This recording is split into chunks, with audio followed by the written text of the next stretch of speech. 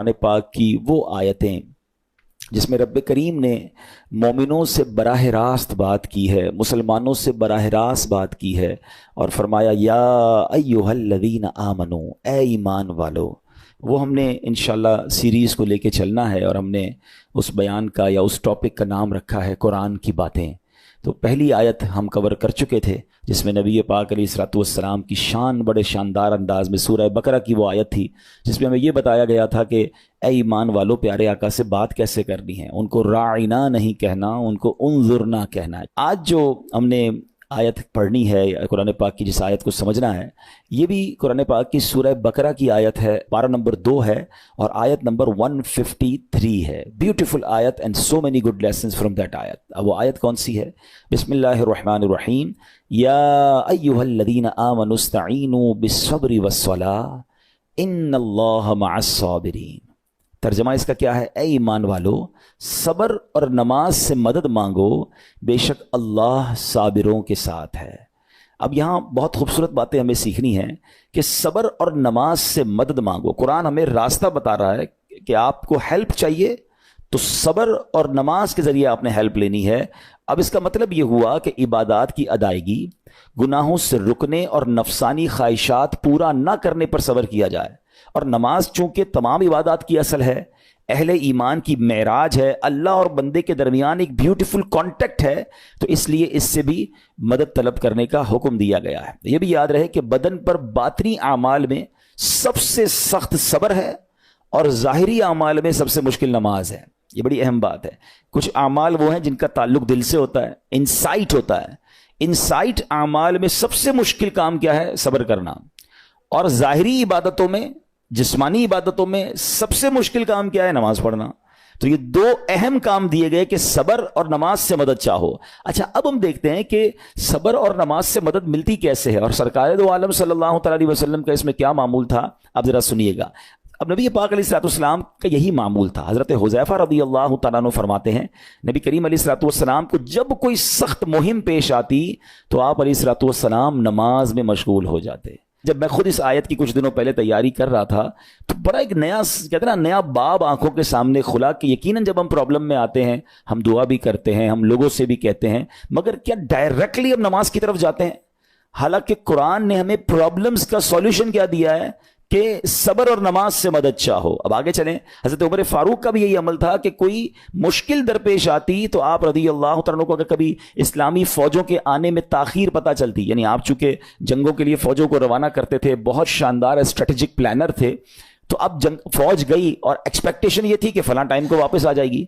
उस ज़माने में टेलीफोन तो था नहीं, इंटरनेट तो था नहीं कि लोकेशन शेयर हो जाएगी या कॉल आ जाएगी कि सर हम यहाँ रुके हुए हैं। अब टाइम हो जाता और फौज वापस ना आती ना, तो आप अब उसको क्या करते? क्या पता तो नहीं क्या हुआ, उनके साथ खैरियत से आ जाएं, तो आप नमाज में मशगूल हो जाते, नमाज के लिए खड़े हो जाते। अब क्या हमारे साथ कभी ऐसा होता है कि हमारा बच्चा कहीं गया है, उसकी खबर नहीं आ रही, या कोई चीज़ हमारी आनी है अभी तक पहुंची नहीं है, या कोई अच्छी न्यूज़ नहीं आ रही है, तो हम क्या उसके लिए नमाज की तरफ जाते हैं? ये नबी पाक का हमेशा मामूल रहा। हज़रत अब्दुल्लाह बिन मोहम्मद हनफिया रहमतुल्लाहि तआला अलैह फरमाते हैं कि मैं और मेरे वालिद एक अंसारी रिश्तेदार के पास इयादत करने गए। जब नमाज का वक्त हुआ तो उन्होंने अपने अहले खाना में से किसी को पुकारा कि ए लड़की, वुजू का पानी ले आओ और हमारे लिए नमाज में राहत पहुंचाओ, नमाज पढ़कर मैं राहत पाऊं, जल्दी से वुजू का पानी ले आओ। तो कहते हैं हमने उन अंसारी शख्सियत के अल्फाज पर बड़ा ताज्जुब किया कि नमाज से राहत कैसे मिलती है। तो उन्होंने कहा मैंने नबी पाक अलैहिस्सलाम को फरमाते सुना है, ए बिलाल खड़े हो और हमें नमाज के जरिए राहत पहुंचाओ। इट मीन्स नमाज is relaxation for all of us.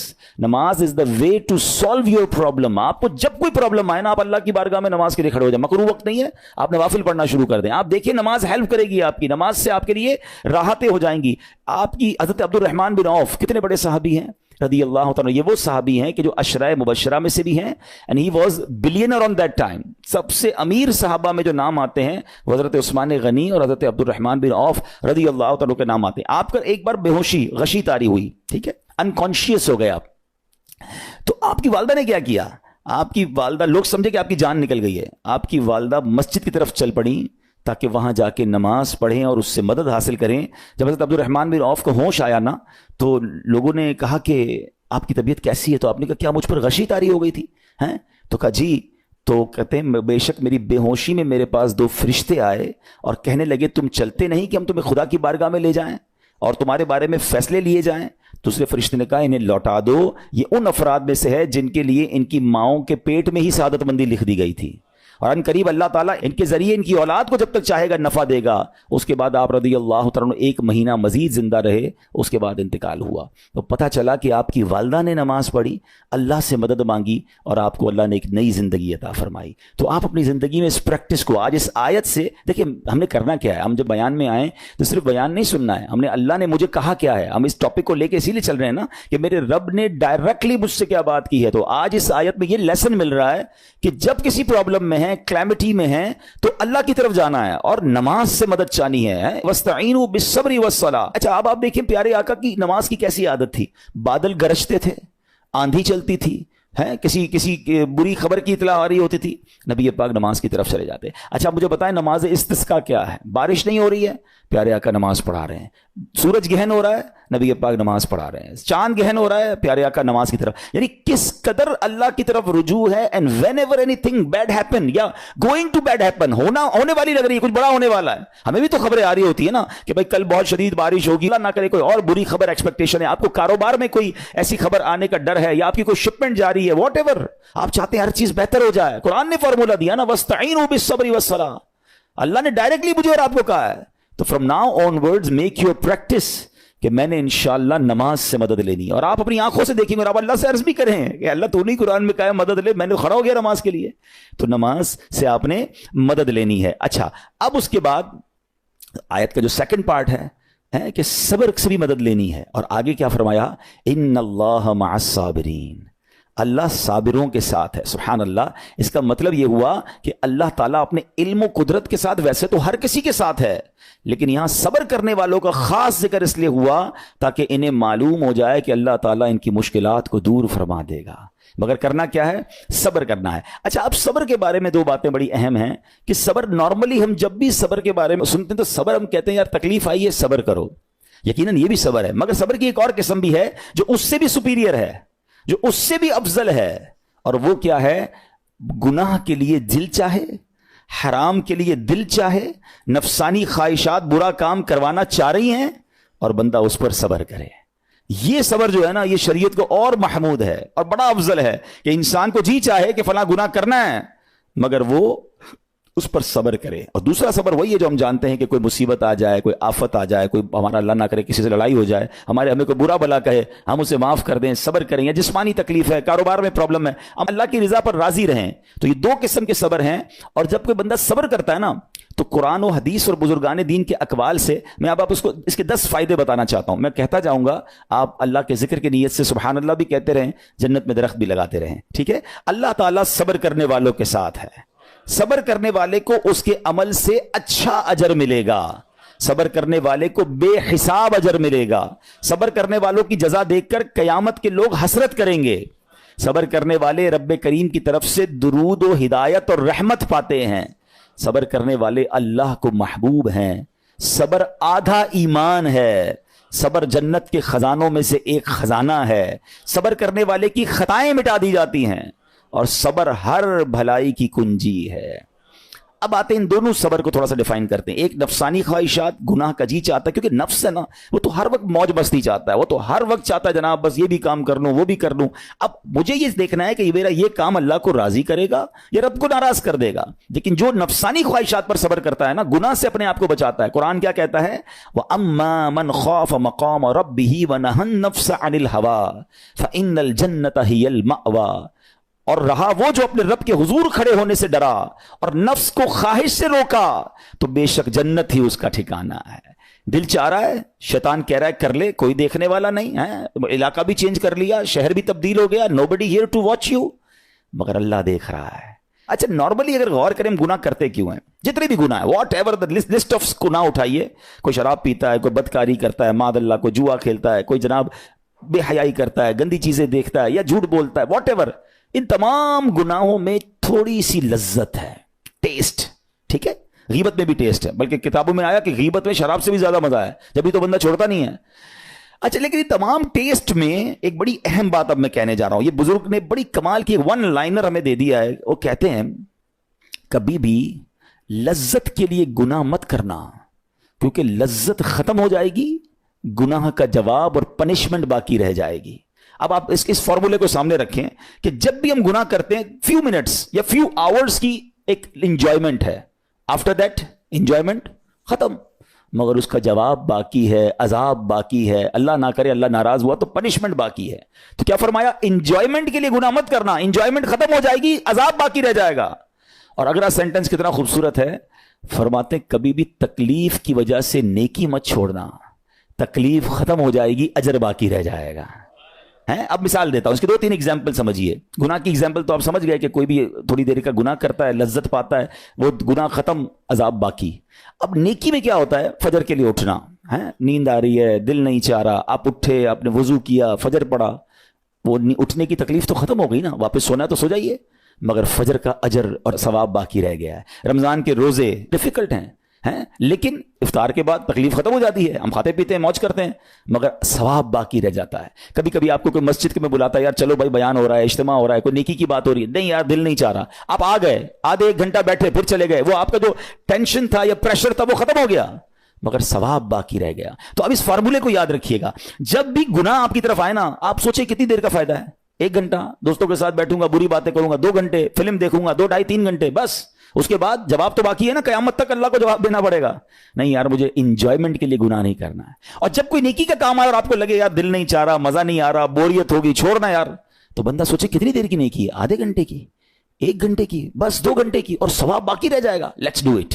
اگر یہ بات سمجھ آ گئی نا آپ کو, تو انشاءاللہ دیکھیے گا گناہ سے بچنا اور نیکیاں کرنا آسان ہو جائے گا. تو اب کیا فرمایا قرآن نے کہ جس نے اپنے نفس کو روکا, کیا خوبصورت آیت ہے, وَأَمَّا مَنْ خَافَ مَقَامَ رَبِّهِ وَنَهَى النَّفْسَ عَنِ الْهَوَىٰ, اور رہا وہ جو اپنے رب کے حضور کھڑے ہونے سے ڈرا اور نفس کو خواہش سے روکا, تو بے شک جنت ہی اس کا ٹھکانہ ہے. اور ایک اور جگہ کمال سے فرمایا, وَلِمَنْ خَافَ مَقَامَ رَبِّهِ جَنَّتَانِ, مبارک ہو ان کو جو اللہ سے ڈرتے ہیں نا, صبر کرتے ہیں, گناہ نہیں کرتے, رک جاتے ہیں.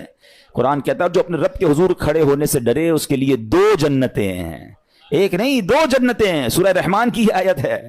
تو پتا چلا کہ نفس کو روکنا یہ آسان بھی نہیں ہے, ہاں دل بہت چاہتا ہے, مگر یہ صبر جو ہے نا, ان اللہ مع الصابرین کا جو معراج ہے, جو ٹاپ آف دا لسٹ صبر ہے, وہ یہ صبر ہے. اچھا اب آتے ہیں ایک اور صبر کی صورت, کہ اب آپ کو کسی نے غصہ دلا دیا, برا بھلا کہا, یا آپ کے مزاج کے خلاف بات ہو گئی, اب آپ نے روکنا ہے اپنے آپ کو. اب غصے کا اظہار نہیں کرنا, لڑائی نہیں کرنی, گالی کا جواب گالی, اینٹ کا جواب پتھر, انگریزی کا مقولہ ہے نا ٹٹ فور ٹیٹ, جیسے کو تیسا نہیں, یہ ہماری شریعت ہمیں نہیں سکھاتی. اچھا آج کل کسی کو کہو نا یار آپ کیوں یار لڑائی کر رہے ہیں, بھائی میں جواب نہ دوں تو لوگ سمجھیں گے کمزور آدمی ہوں, مجھے اپنا روب بھی تو رکھنا ہے, میں بھی تو پتا چلے کون ہوں, اپنا بتاؤں تو صحیح کون ہوں. سچی بات پتہ ہے کیا ہے, جو ٹٹ فور ٹیٹ کرتا ہے, گالی کا جواب گالی سے دیتا ہے نا, وہ واقعی بتا دیتا ہے وہ کون ہے, وہ اپنا تعارف کروا رہا ہوتا ہے کہ یہ بھی ایسا ہے, میں بھی ویسا ہی ہوں. او بھائی. اچھا پھر ایک اور عجیب جملہ بڑا مشہور ہے آج کل, جناب ہم شریف کے ساتھ شریف ہیں, ہم بدماش کے ساتھ بدماش ہیں. مجھے آج تک سمجھ نہیں آئی یہ کون سا بٹن لگا ہوا ہے آپ کے اندر کہ شریف کے ساتھ آپ شریف ہو جاتے ہیں, بدماش آتا تو آپ بھی بدماش ہو جاتے ہیں. جناب والا, شریف آدمی شریف کے ساتھ بھی شریف ہوتا ہے, بدماش کے ساتھ بھی شریف ہوتا ہے. جب بھی تو وہ غلط آدمی اچھا ہوگا نا. نبی پاک علیہ الصلوۃ والسلام نے گالیاں سن کر دعائیں دی ہیں, پتھر برسانے والوں کو بھی دعائیں دی ہیں, مگر ہم تو تیار ہی رہتے ہیں یار میں بتاؤں گا اس کو میں کون ہوں, 1 گالی دی ہے میں اس کے ساتھ پشتوں کو گالیاں دوں گا. تو پھر آپ بھی ویسے ہی ہو گئے نا جناب. حدیث پاک کیا ہے, ہو از مور اسٹرانگر, ہو از مور پاورفل. اللہ کے حبیب علیہ الصلوۃ والسلام فرماتے ہیں کہ بہادر وہ نہیں, یہ بخاری شریف کی حدیث ہے, بہادر وہ نہیں جو پہلوان اور دوسرے کو پچھاڑ دے, بلکہ بہادر وہ ہے جو غصے کے وقت اپنے آپ کو قابو میں رکھے. اصل بہادری یہ ہے. تو اگر آپ نے واقعی صبر سے مدد لینی ہے, ان اللہ مع الصابرین کا مجدہ لینا ہے, تو بدلے نہیں لینا ہے, معاف کرنا ہے. ذرا مل کر میرے ساتھ شب قدر کی دعا دہرائیے گا, اللہم انک عفو کریم تحب العفو فاعف عنی, اللہم انک عفو کریم تحب العفو فاعف عنی, اللہم انک عفو کریم تحب العفو فاعف عنی. واٹ از دا میننگ, اس دعا کا معنی کیا ہے؟ اللہم انک عفو, اے اللہ تو معاف کرنے والا ہے, تحب العفو, معافی کو پسند کرتا ہے, فاعف عنی, اللہ مجھے بھی معاف کر دے. ہم کیا کہہ رہے ہیں اللہ سے, اللہ مجھے معاف کر دے اور میرے سارے اگلے پچھلے گناہ معاف کر دے. مگر دیر از اے کوسچن, آپ نے معاف کر دیا سب کو؟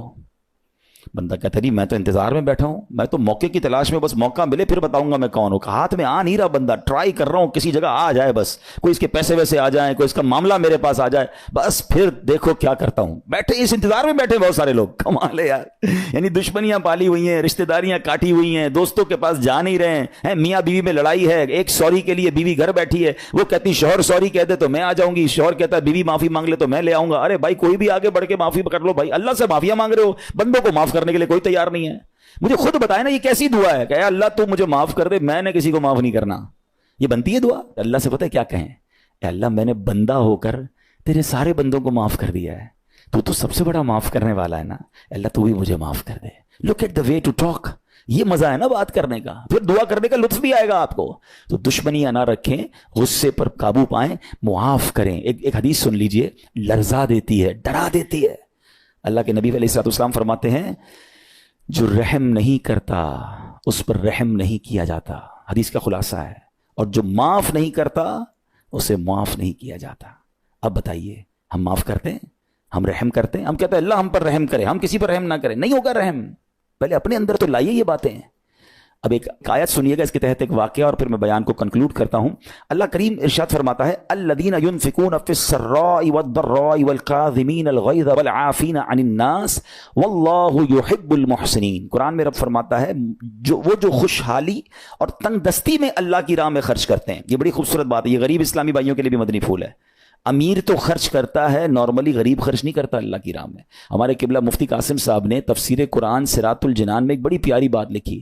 آپ کہتے ہیں پوری دنیا کے امیروں کا سروے کر لینا, ان کی جو پیسے بڑھنے کی ایک وجہ یہ بھی ہوتی ہے کہ وہ کہیں نہ کہیں چیریٹی کر رہے ہوتے ہیں, مدد کر رہے ہوتے ہیں. وہ مدد اور وہ نیکی ان کے پیسے بڑھا رہی ہوتی ہے.